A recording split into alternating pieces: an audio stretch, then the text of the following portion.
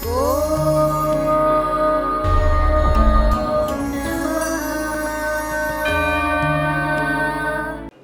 गुरुदेव दत्ता। जय श्री राम। जय श्री राम। సాధిస్తాం సాధిస్తాం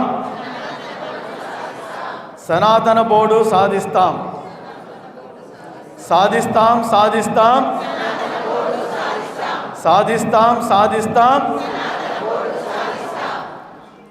జై గురుదేవ దత్త।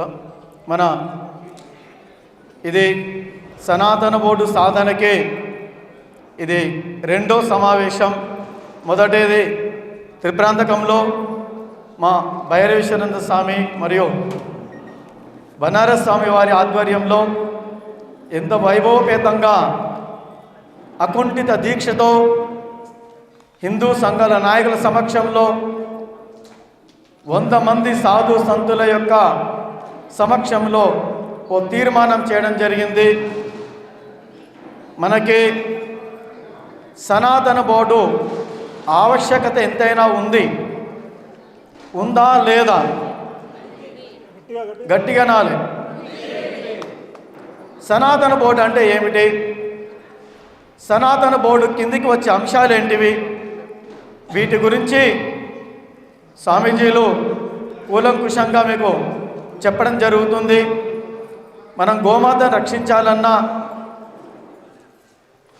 సనాతన ధర్మాన్ని పరిరక్షించాలన్నా, హిందూ సాంప్రదాయాలని మనం కాపాడుకోవాలన్నా, మీకు హిందూ సాంప్రదాయాలను ఆచరించాలని చెప్పట్లేదు, కాపాడుకోవాలనే పరిస్థితిలో మనం ఉన్నాము।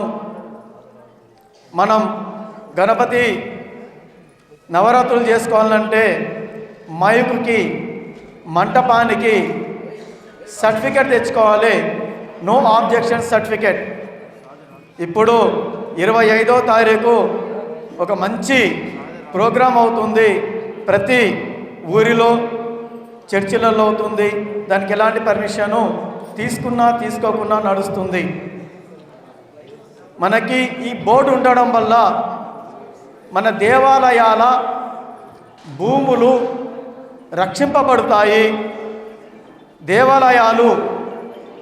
దేవాలయాలలో హిందూ సంఘాల యొక్క ప్రాముఖ్యము, ప్రాశస్తము, పట్టుదల పెరుగుతుంది। తద్వారా దేవాలయాలు కూడా రక్షింపబడతాయి। అదే క్రమంలో చంద్రారెడ్డి స్వామి వారి ఆధ్వర్యంలో నిన్న మేము ఉమామహేశ్వర స్వామి టెంపుల్కి వెళ్ళడం జరిగింది। ఆ యొక్క టెంపుల్ శ్రీశైలానికి ఉత్తర ద్వారము। అలాంటి పుణ్యక్షేత్రంలో కొన్ని ఏళ్ళ కింద మనం వెళ్ళి ప్రత్యక్షంగా దర్శనం చేసుకొని వచ్చేవాళ్ళం। ఇప్పుడు టోల్ గేట్లని, పార్కింగ్లని, టికెట్లని సామాన్య హిందూ ప్రజలను కూడా, భక్తులను కూడా ఇబ్బందుల పాలు చేయడం జరుగుతుంది। సాధువులకైతే సరే। అందుగురించే నిన్న చంద్రారెడ్డి గారి యొక్క ఆధ్వర్యంలో మేము 30 మందిని అచ్చంపేట హిందూ కార్యకర్తలు, యోగా స్టూడెంట్స్ అందరం కలిసి స్వామీజీలము, మా సత్యనారాయణ స్వామి మరియు స్వామి గురుగారు కలిసి వెళ్ళాము। ఈవో గారిని అడగడంతో అతనే చెప్తున్నాడు, చూడండి హిందువుల యొక్క మనోభావాలని అర్థం చేసుకుని హిందువై ఉన్న ఒక వ్యక్తి ఈవోగా ఉంటే ఎంత మంచిగా స్పందిస్తాడు। మొన్న మా బనారస్ స్వామిగిన శ్రీశైలం పోతుంటే నాకు భయమై నేను ఆగిపోయినా, అక్కడ ఎలా రిసీవ్ చేసుకుంటారో అంత పెద్ద స్వామీజీనని। కానీ స్వామీజీ ఈవోకి చిన్న మెసేజ్ పెట్టేసరికి మీకు తెలియదు, నేను ఎప్పుడు చూడలేదు। నంది సర్కిల్కి వెళ్ళి స్వామీజీని తీసుకొని వెళ్ళి గంట సేపు స్వామితో మాట్లాడండి। ఈవో హిందూ సమాజాన్ని అర్థం చేసుకొని హిందువై ఉండాలి,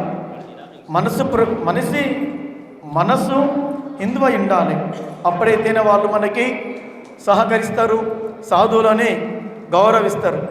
నిన్న ఉమామహేశ్వర స్వామి గుడిలో అలా జరిగింది। మేము కారు దిగేదాల్చము. మాకు ఈవో గారి స్వయంగా వచ్చి స్వాగతం పలికి పూర్ణ కుంభంతో స్వామీజీలకి స్వాగతం పలికి దేవాలయంలోకి తీసుకెళ్ళి అర్చనాదులు అభిషేకాలు దగ్గరుండి చేయించి అయ్యవారితో ఆశీర్వచనాలు ఇప్పించి స్వామీజీతో మాకు అక్కడనే భోజనం ఏర్పాటు చేయడం, ఏదైతే మేము కోరుకున్నామో అది గౌరవంగా మాకు లభించేసరికి మాకు ఇది కదా కావాల్సింది. హిందూ ధర్మంలో ఉన్న స్వామీజీలకు కానీ, హిందూ ప్రముఖులకు కానీ, మన యొక్క హిందూ సంఘ నాయకులకు కానీ అలా అనిపించి ఈవో గారితో మా మనసులో ఉన్న మాట చెప్పినాము. స్వామీజీ ఇక్కడ టోల్గేటు ఒకటి ఉంది, స్వామీజీలు వచ్చిన వెహికల్కి కానీ స్వామీజీలకు కానీ టికెట్లు లేకుండా టోల్గేట్లు లేకుండా పంపించాలని మేము కోరడం, ఆయన ఎంబడే స్పందించి స్వామీజీ మీకే కాదు ఏ హిందూ బంధువుకైనా భక్తునికైనా కూడా ఇబ్బంది లేకుండా టోల్గేట్ని మా ఎమ్మెల్యే గారు తీసేస్తున్నారు, టోల్గేటు ఎమ్మెల్యే గారు తీసేస్తున్నారు టోల్గేటు, అది ఉండదు. భక్తులకు కూడా పైకి వచ్చే భక్తులకి కింద మేము బస్సు పెట్టినాము. ఆ బస్సులో వచ్చే మాలాధారణలో ఉన్న స్వామీజీలకి టికెట్ లేకుండానే మేము దర్శనానికి పై వరకు కొండపైకి తీసుకొస్తాము. అలా తన కింది ఉద్యోగులకి అతను ఆర్డర్ ఇవ్వడం జరిగింది.